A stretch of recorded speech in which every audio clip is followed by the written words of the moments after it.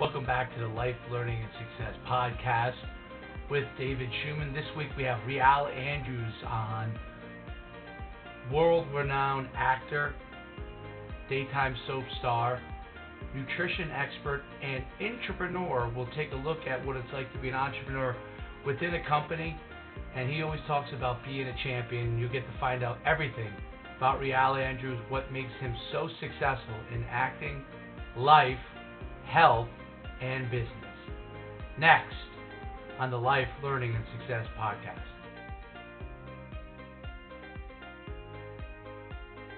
This is David Schuman here for the Life, Learning, and Success podcast. We're on with one of my most inspirational people, and that's part of what we're going to cover today, as well as health and nutrition and a bunch of other topics. But motivation and inspiration is his forte with Rial Andrews. Rial, how's everything going? Great, David. I'm really excited and honored to be here, and I'm just excited to be able to be part of your podcast and make a difference, man. And making a difference is exactly what you do. I got to know Rial from my NUC combines over the years. For many years, he was with a company called Advocare. Now he's with a company called Isogenics, and making a big difference in people's lives. And we'll talk a lot about that. But I want to get a little bit into the backdrop of your story, because we always start this with really getting to know the person that has become the person he is today. So tell me a little bit about where you were raised and your background growing up in Canada. Yeah, from beautiful British Columbia, BC, North Vancouver, BC. I grew up, I graduated from a class of about 1,200. I was the only African American, so you can imagine how much fun that was. That was a little different, but it was. I had a good life growing up. My mom was a single mom. Dad left me when I was young, but I had another role model who stepped in as I always knew as my dad, and so that was always a blessing. And those really are what made me who I am. My mom always told me, don't dream big, and my dad pretty much instilling in me that there's no such word as can't. That being edified by actually a football coach of mine as well. That and that's kind of how I grew up, and just always dreaming big, and just it started for me just little things. I'd do little things and just prove that there really wasn't anything I couldn't do, and those things you get bigger and bigger and bigger. To where it came like I remember. One of my first things was, my big thing, I guess, was, I didn't achieve that one. But I remember back then in the day, David, you probably remember this was, I believe you would know this for sure. I was just talking to someone about this the other day. So was Grant Fuhr, was he not the first African-American hockey player? He was, wasn't he? I believe so. Yeah, I believe he was too. So back in the day when I was a little kid, I wanted to be the first African-American hockey player because there was none. But I couldn't skate. I was terrible. And, I had to use the boards and other people to stop, but I was on a mission. And, I went to a private school, St. George's Private School for boys. And so everybody got to play, and the coaches didn't know what to do with me. And they were like, well, let's put him in goal because he doesn't really have to skate. He can just stand there. It can't be that bad. Well, my first game, we win the face-off, if you can picture this, David, and here comes the puck from center ice, slowly back towards the goal, all the way under my stick and into the goal. First play of the game. So, needless to say, that was my short career as a hockey player. Didn't go much, but my first big thing was, becoming an actor, and I remember when I decided that that's what I was going to do. My original dream was to make the '84 Olympics as a sprinter, and I pulled my hamstring at 13, and I started getting these small acting parts, There was no African American stuntman back then in Canada, and my first acting role, I got this guy came out, and I remember I was sitting in the makeup chair, and they bring in this guy, and they say, "Hey, can you stand up a second?" I stood up next to him, and they said, "Yeah, that'll work." Next thing I know, about an hour and a half later, in comes this guy all made up in black makeup and had an afro on. I had hair at the time, and that was my stunt double, and also the beginning of a great relationship.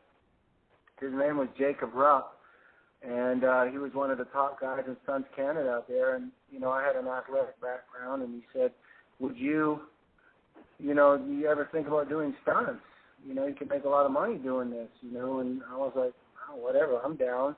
I was young at the time, and so I started doing that, and I became the first African-American stuntman in Canada. Me and a guy, Clark Thompson, kind of simultaneously.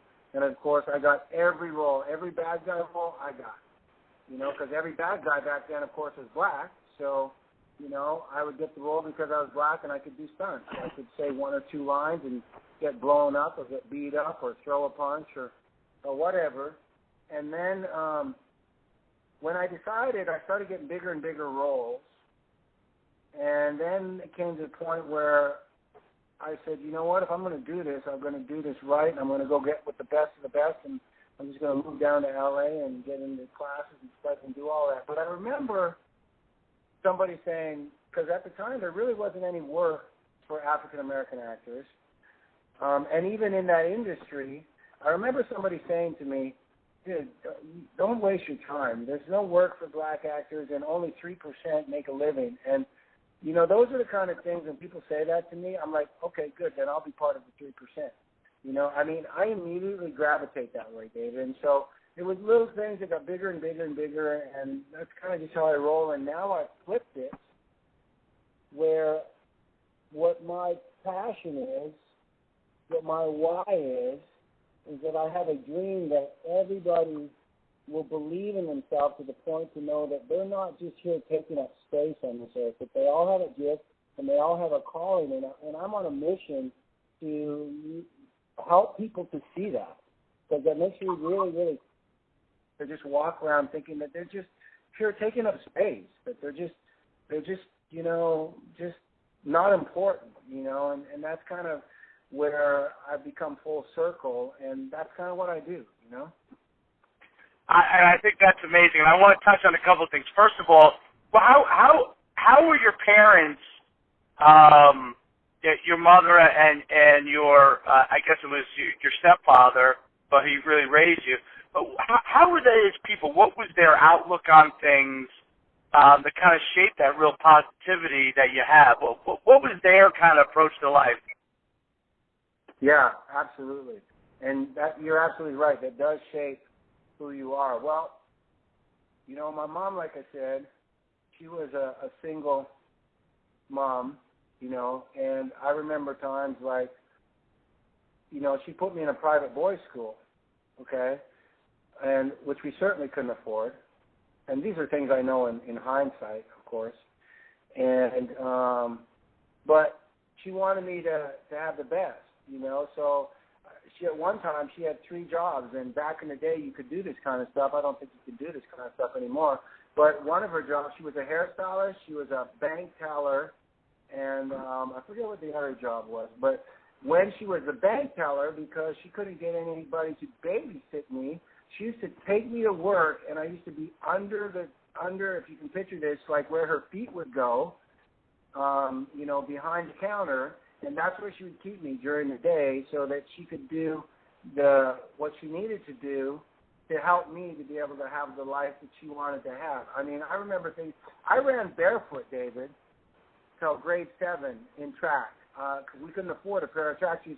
In fact, my first pair of track shoes meant so much to me. I actually have them sitting right there. My very first pair of track shoes, they have these grass spikes on them.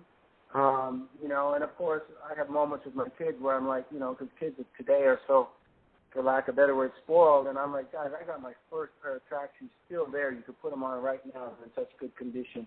My mom used to make me track suits. My mom, would do anything for me to to have a better life. And you know what was amazing about my mom, David, is that my mom, like I said, my original dream was to make the 84 Olympics as a sprinter.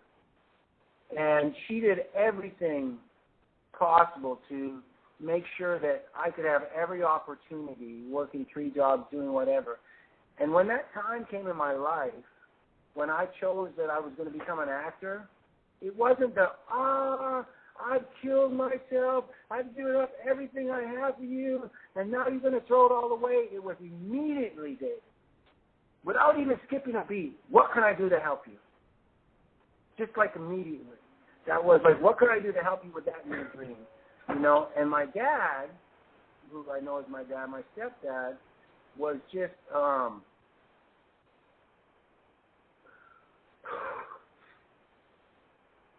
sorry.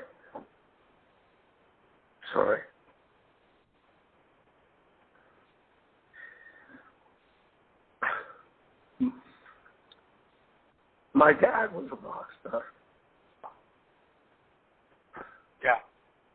My dad was a hero, you know. He was just a champion. And there was nothing he couldn't do. And, you know, and that's how I grew up. You know, I just grew up watching that and witnessing that and just, I mean, he was stoic, you know, right to the point when my dad was 62 when he got Parkinson's. And he died at 87 when he was going down that final road, you know, when things were just really ugly. That, remember, we had a meeting, and I finally got to meet his doctor for the first time. And I remember sitting there, me and my mom and a couple people making those decisions that you have to make. And the doctor said, you know, your dad was quite amazing. You know, he lived much longer than most people ever would live on Parkinson's. I mean, he had Parkinson's for over 20 years. And I remember me and my mom looking at each other because in our world, we only knew my dad to get Parkinson's at 73.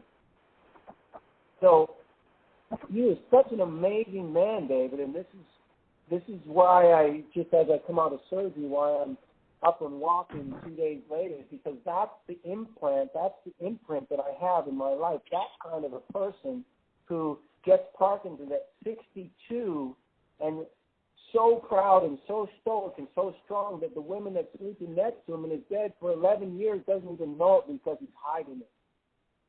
And, you know, when I look back, and because I didn't live there, and I'd go back and visit, I would just chuckle to myself because I go, you know, my dad, I'd come back, and all of a sudden my dad was this magician. He had all these card tricks, and he had all these coin tricks, and he was always these coins and doing these things, and he had this little place that he'd always lean. And when I look back, I just go, man, he was hiding the shakes.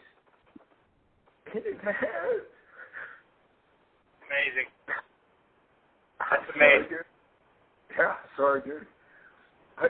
So that's the kind of imprint I have, and that's what makes me who I am, you know. When you have that kind of strong character, people in your life, you know, that's why I am who I am today. I think, you know, the amazing strength and support that your parents provided for you, you know, you see nowadays, and this is really, really true, and I'm sure you deal with this with your own children, right? Your children maybe had a little bit more than you had growing up, and strength and support also has to kind of be reminded on your children every single day because the world's a little different. But back then, that strength and support really could provide a tremendous foundation for someone like yourself to have the, I mean, for lack of a better word, the confidence to tackle everything that you have to deal with in life. And I think, and I want to transition into this, you know, before we talk about the entrepreneurship stuff that you do, and I call it entrepreneurship because you do something unique. And I always think I'm a very good entrepreneur, but I've always struggled with something that you're great at, which is the entrepreneurship. And I think the acting and the ability to go and become an actor, and it's such a competitive field, and most people's and parents' natural inclination is to say, you're right, don't waste your time doing that. You know, go be an engineer, doctor, lawyer, take the potential sure bet, use your brain. And I think we'll get to this later, but you went after your passion, and thereby, at the time, that was your main passion, and thereby became successful. Now, one of the things I do want to ask with respect to the acting component, because I think, not that we have a tremendous amount of actors that are part of our following, but I think it's valuable because athletes and actors seem to have a correlation there. How did you navigate those very difficult waters of rejection, and then how did you find opportunities in the acting space? And for people who don't know, Rial went on to be an actor for a very long time, steady work, which is very hard to find in acting, with General Hospital, if I'm not mistaken. And he was there and he'll expand upon for a very long time, getting a steady paycheck in a field that is very unsteady. So I know it's a lot, but maybe you can attempt to answer that. Yeah, no, absolutely. And yeah, I was on GH for close to 10 years. I'm actually on Days of Our Life now, playing an amazing character, Hell, so that's very exciting. But yeah, that's a phenomenal question, David. And, just to lay the ground a little bit so people understand, because I think it's important, because I've shared this in coaching. The average person goes to school, then they go to college. And the average person has maybe 3 to 4, I think you would agree, David, what I call the big interview. Oh, this is it, honey. If I get this job, they go out, they buy the nice suit, they get up all done. It's like, this is what I've worked for. This is what I've gone to school for. Everything, man. This is going to be a game changer. We'll be able to buy that house. You maybe have 2 or 3 of those in your life. And it's either a yes or a no. And so you really only have to deal with that big rejection. Hopefully never. Hopefully you get off a great start. So that's absolutely right. You have that big, this is it. This could be the one. This is it. If I get this, this is everything I've worked on. Dude, sometimes you do that 3-4 times a day, 5 times a week. So you're right. How do you keep picking yourself up and going, character, the character I got from my parents. Something I was able to tap into real early is just, I didn't know what it was at the time. I know what it is now, purpose and a why, a calling, These are things that I was driven, man.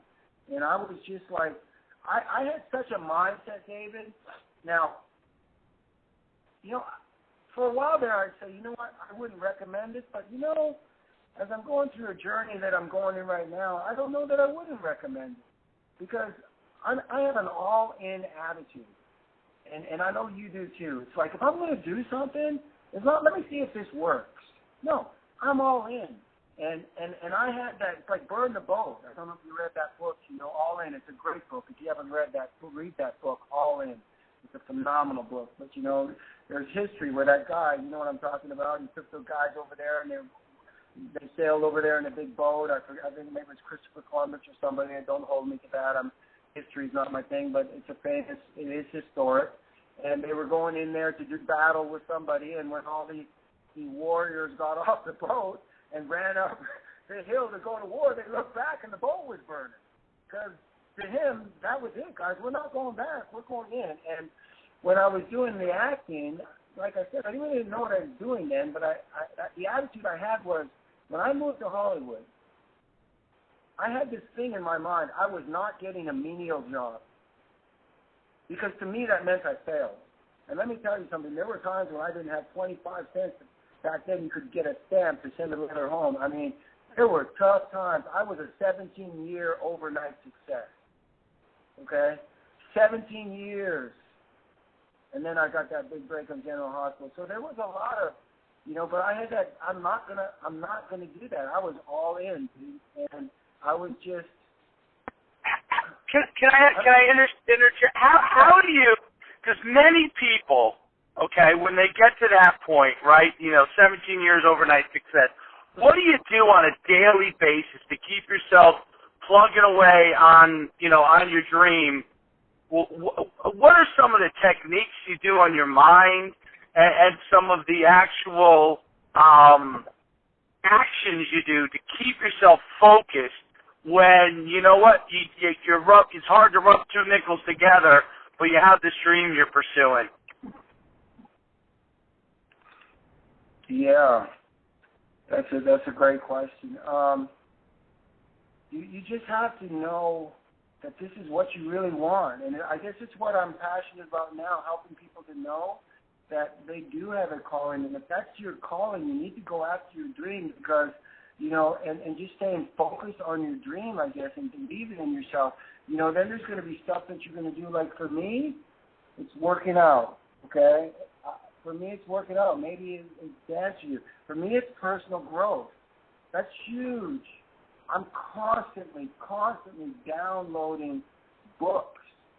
I'm not a big reader, but I listen to audiobooks all the time. I'm not a big fan of, for lack of better words, I'd say it's a waste of time to me. Now, don't get me wrong. I do like my little, house music, clean house music, and my worship gospel music every now and then. But that's after I've listened to some good personal growth tapes, some good worship music, some good. So I think feeding the soul, I guess, David, is important. This is huge. Surrounding yourself with like-minded people. This is one of the things I teach right now. I tell people, especially my younger kids, and I know it's a really hard concept to get because they're not like you and me, David, and they're young and they're my age, but I try to say, please, my desire is that you learn from me, that you don't have to wait to be 53 to figure it out, that you don't have to wait till you say, Rael told me so, but you need to be like I tell people, write out your 10 commandments, just like a corporation, just like David Schuman Enterprise. You have certain things that you stand for. When you go to the NUC Combine, you know that there's a certain standard that people expect. Well, what are your standards, I tell people? For me, like it's no bullying, no negativity, must be somebody who's healthy, no smoking, not into partying, must be a family man. These are certain things that I've written down. I have written down. If you don't meet those things, I'm not mad at you. I'm not angry, but, dude, I'm 53. I got 3 beautiful kids and a wife, and I'm trying to change the world. I want to leave a legacy that is going to change millions of lives. I don't have time. Life's too short to hang out with people who aren't going in the same direction as me. And I try to tell people that that's huge. Because if you're hanging around a bunch of people that are like, dude, don't waste your time, let's go party tonight, they're going to pull you down. You need to be around people that are saying, dude, you're a star, dude, you're a rock star, you are amazing, you got this, man, you're a champion, and they're trying to better their life in the same way. Does that make sense? Makes perfect sense. One of the things that I found, it's funny, right? You talk about success, and I talk about that I feel like I'm at a crossroads, okay? Because I feel like I've gotten a tremendous amount of success from my drive and hard work and been able to build a platform. And you know what I feel like at the end of the day? I feel like it's not enough. So I started to move into figuring out new ways, and that's why we're doing this podcast. And what I felt was enough, what would have been great 10 years ago is not even close to great now. And I'll tell you what's really interesting. People who I loved hanging around with even 5 years ago, okay, don't necessarily fit into what I want to do now. And it's hard for people to understand this. And like I would say my college friends, I love them, but I gravitated towards the most successful ones of those. Guys that I always say, I didn't even hang out with some of these guys on a regular basis when I first got to college, because I played ball, I like chasing girls, I wanted to be around, the cooler guys and all those kind of things. But as I started to find out what I wanted to be, some of those people did not fit into that. And over the years, they've fallen by the wayside. And I can't, all it ends up being is they want to gossip about negativity. And I'm trying to figure out how I can juggle having a child, then a woman that I love, and coaching. And I'm trying to figure out more ways to do this to get tenfold out of what my day is. And other people are like, well, I just, I have a job, and that's what I do, and then I go home at the end of the day. And they make money. I say, even if you made 10 times the amount of money you make than I do, your life is not the life that I want, because you're not trying to achieve something to make somebody else better. And so I think that's I think that's such an interesting thing that you touched on, and I want to transition into what your one of your big passions is now. But what are your thoughts on it? What do you think about that? That's very powerful. There's a lot that we could probably do 12 podcasts on what you said, because that's powerful and it's important. But basically, you're recognizing, and I hope that you recognize this. I'm pretty sure you have a huge calling. Everybody's got a calling, but some of us have bigger callings than others. And you're being obedient to that inner voice and the inner voice, and things. You got a wife now. You got a beautiful baby. Things are changing, and these people, I've been reading a book, David, and I highly recommend it if you haven't read it for you yet. It'll really speak to you. It's called Kingdom Men, and it's by Tony Evans. You know Tony Evans, Kingdom Men? Yes. It's, basically in a nutshell, David, when I heard the description, I got goosebumps. I said, I need to read this. But the description is, Kingdom Man is a man that when David Schuman wakes up and puts his feet on the ground, the devil goes, oh, crap, not David. A kingdom man is when David moves, earth, heaven, and hell recognize it. And the world needs kingdom men right now. The world needs men to step up and be who we're called to be. And that's really what you're talking about. You're hearing your calling, and you know what? And it's an awesome and it's a beautiful thing. And I wouldn't feel bad about it, buddy. I would just, it's important, and it's important. Listen, here's the deal. You're not, that's human nature that you feel bad about your friends and stuff like that. But here's the deal, that, you know what? You need to lead for them so that they will. I like to say this, you can either get on my train now or I'll come back and get you. But I'm looking for people that are ready to rock and roll right now, because we got to change the world. You can't go win, David. You know this. You can't go win a football game with the fans. You got to have right. Your best quarterback, your best center. You got, then we'll go to the Super Bowl, and then we'll all come back together and have some fun. But we're talking about, the world needs some serious people right now to step up, and that's what you're feeling, and it's an amazing thing, and I'm excited for you, and you're feeling frustrated. Here's what I will tell you, and I hope I get this right, but this has been a big shifter for me, David, and what you just shared with me, it made me think of this. Most people, they want to do more to be something so they can have more, okay? And you're never going to be satisfied. I think it's called do, be, have. I hope I got that right. Where you want to get to the point where you want to switch it is where you want to be so you can have and you'll do less.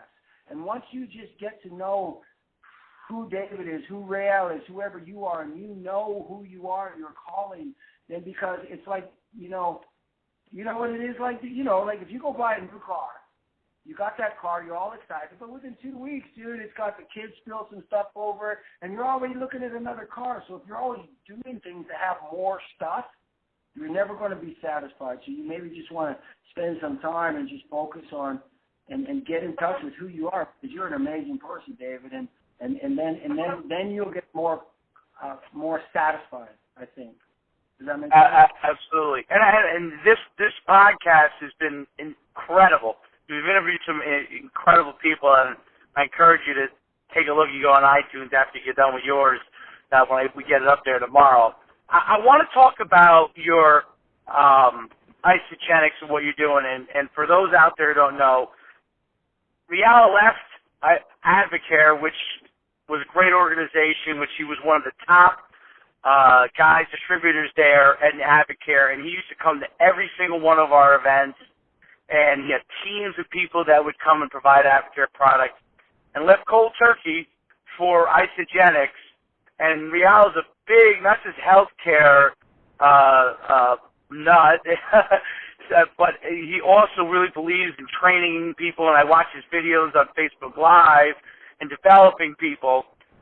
Tell me what you love about isogenics. Tell me what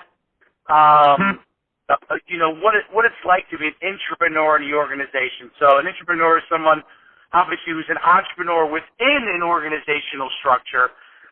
So tell me a little bit more about those kind of things, those two things. Yeah, that's awesome. Entrepreneur, is that a word, David, or did you make it up? Because I kind of like it. Entrepreneur.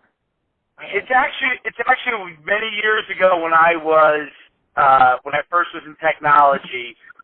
They would say guys would come up with ideas. It's a big deal in the technology space, and guys would come up with businesses within a business, right? So, or come up with instead of just going to work every day, they had the freedom to build businesses or profit centers within their company. And we used to call those guys entrepreneurs. And my goal when I first worked for other people was to be a successful entrepreneur, to think about everything as my own business within the company, and thereby I would be successful instead of just thinking, okay, Mr. So-and-so pays me a check every 2 weeks, and, I get that paycheck, I do my job. I always think being an entrepreneur, now you own, even though you don't own the company, you're leveraging the company to then make yourself successful. Wow, that's awesome. Yeah, I like it. I was actually getting ready to do some new business cards. I was wondering what I was going to put on, and I might borrow it. Okay.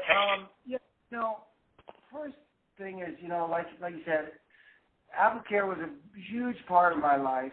We love Advocare. It's been amazing for our family. We've had an amazing, extraordinary life, and we've been stay-at-home parents for 10 years, and I just have nothing but the greatest of things to say for the company and everything. But, it's just like, and I want to say because it's no different than, sometimes people have career changes. Just like I went from General Hospital to, Days of Our Lives. It doesn't mean that, General Hospital is any, good, bad, or better, and a lot of people want to try to put that label on it. So I just want to say that, it wasn't, for me, it was, there were a few things that were important. One, the most important, was it was a tough time for me to go through what I went through with my dad and really not be able to share with them what direct sales allows us to be able to do, which allows us to have an extraordinary life and life on our own terms because, Advocare wasn't in Canada. So that was tough for me. It was a hard thing because I'm living the life that I'm living, but I couldn't help the two most people that were most dear to me, and a lot of my friends. So, when I was introduced to isogenics, I just found for me the products were superior. That for me they worked. I mean, the results are done. If you look at my Facebook, I'm 53. I got abs. I never had abs like that, and I was excited about that. And I was excited about to be able to help my mom with that. And they're also we're in 11 different countries, going into 12, and vision is to be worldwide. And, my vision, as I shared with you earlier on the podcast, is I want to leave a legacy where I help millions and millions and millions of lives long after I've gone across the world. And so it was just a better fit for me at this time in my life on all levels. And I just, the culture, I'm blessed that I'm on an amazing team. When we talk about, I'm very selective right now about my inner circle. The people I surround myself with, and it's just, for me, it was the right choice, and the vehicle for me right now to be able to build an extraordinary life, continue building an extraordinary life. I'm just entrepreneur, whatever you are. I mean, direct sales is the way to go, dude. I mean, it's just because you control your own legacy. You control your own. If you want more, you work more. It's like, it's one of my sayings is I don't make excuses, I don't take them. So I love that, because if things aren't going well, guess what I do, David? I look in the mirror, and I think because of the way my dad taught me and brought me up, that works well for me, and there's no lid. I'm doing what I'm passionate about. I'm changing lives. The company's vision, the company's mission is to free people of physical and financial pain while building the world's largest health and wellness company, and creating a vehicle that, if you so desire, you can have an extraordinary life. And this is my favorite thing, doing what you want with whomever you want, whenever you want. And that's really what life should be about. And that brings me back to why I'm passionate about helping people to say, wake up. You're a champion. And I tell people, I will believe in you until you believe in yourself. I see it. It makes me sad. It really does. It makes me, when they think, and I will tell you this, David, on another note, right? When I was a pizza delivery boy, I was the best pizza delivery boy there could be. That was my mindset. I'm not even joking. I'd go to work every day. I wouldn't go to work on, I'm just a pizza delivery boy. No. I said, if I'm going to be a pizza delivery boy right now, I'm going to be the best pizza delivery boy there is. I'm going to be the fastest guy to get my orders there the fastest. I'm going to do everything with excellence, and that's how I roll. When I was washing windows, I'm going to be the best window washer there is. When I was cleaning those greasy, yucky, stupid floors at night, and especially in those Chinese restaurants where the grease is so thick that the brushes wouldn't even turn, that was that. Dude, I brought some piranhas. Oh, my God, David. I brought some prawns home one day. We were cleaning this Chinese restaurant, and we were in the fridge, and they had some prawns. I said, I had piranhas back then. I brought those prawns home, and I threw them in my fish tank to the piranhas. The piranhas wouldn't even touch them. Wow. Yeah, but anyways, I went a little sideways. But basically, I try to tell people, these are some of my sayings. There's no such word as CANT. They will become who you are. I don't make excuses. I don't take them. Do things with excellence. I say that every day in my class. And when I do things with excellence, I say to my class, why? And they know. They say, because it has your signature on it. How do you want to be remembered? I tell people that every time. This could be the last time. We've all been there. Everybody listening to this podcast, I'm sure, has at least one person in their life who went home to be with the Lord way before it was expected. So to me, it's like, it sounds kind of morbid, I guess, or hardcore or whatever, but that's how I rule my life. When I wake up and I open my eyes, I look around, oh, awesome. Thank you, Jesus. I've been blessed with another day on this earth. And then I go and I just roll like it's my last day till I go back to bed. Because it could be. And I do everything with excellence the best I can. Am I perfect? Hell no. Do I make mistakes? Oh, yeah. A lot. But I'm always striving to be the best I can be. I think I want to leave on that because that was extraordinarily special. If you could give me two things before we get off, and this is for the people who follow you from a health and fitness standpoint, two things people can do right now to improve their health and fitness. Two things. Choose. Make a choice to have a better life. And then just show up.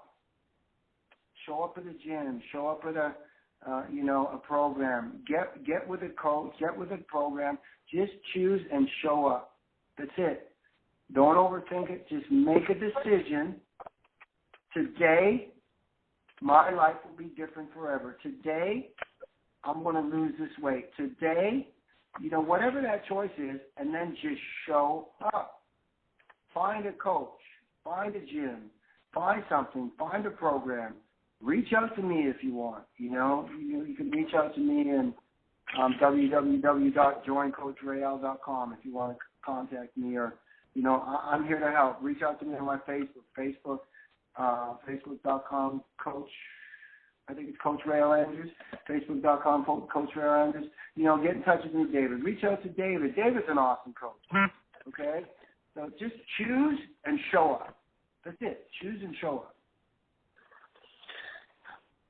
Unbelievable interview. I really appreciate you coming on. I believe in everything you're doing, and I thank you for taking the time to share that with my vast audience. I really do. Those you can see more, we'll have everything up on the podcast at NUC Football, and you can find Real Andrews. Give that website address again, Real. Yeah, you can. Well, my main site where you can find everything, think of the mothership, is just my name, www.realandrews.com. You can also reach out to me specifically at joincoachreal.com, or find me on Facebook. My Facebook is just facebook.com Coach Rail Andrews. Real, thanks so much for coming on. And like you always says, people's got to become a champion, and you got to take those steps to do that. And everybody has a champion in them. That's right, guys. I'll believe in you till you believe in yourself. My hashtag right now, David, is hashtag Tebejo,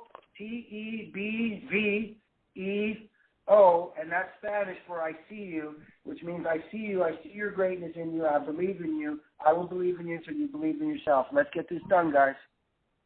All right. Thank you very much, Real. Have a great day. You too. God bless. That's a wrap for the Life Learning Success Podcast with Real Andrews. I hope you enjoyed it. If you do, make sure you check me out on iTunes and the Life Learning and Success Podcast. Give us some great comments and hopefully 5-star rating. The more we get it, the better it helps to get our podcast more popular and reach more people. Thank you and have a great day.